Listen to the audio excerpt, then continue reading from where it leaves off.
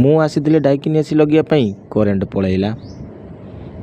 Current ଯଦି ଆସିଲା ଦେଖିଲି ଇନଡୋର କେବୁଲ୍ ନାହିଁ।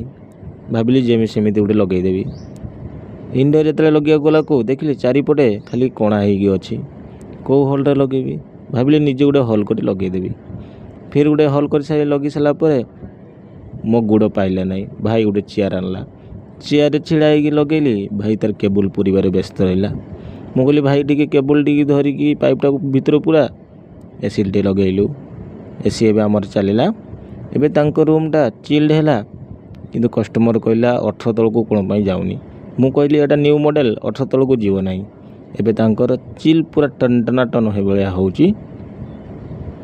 ଆପଣ ଯଦି କେଉଁମାନେ ସିଲେକ୍ଟ କରୁଛନ୍ତି ତାହେଲେ ଡାଇକିନ୍ ଏସି ନିଅନ୍ତୁ। 5 ଷ୍ଟାର୍ ଭଲ ଆପଣଙ୍କର ଆସିବ। କୁଲିଂ କାପାସିଟି ବଢ଼ିଆ, ଆପଣଙ୍କର କନଜମ୍ପସନ୍ ବି ବହୁତ କମ୍।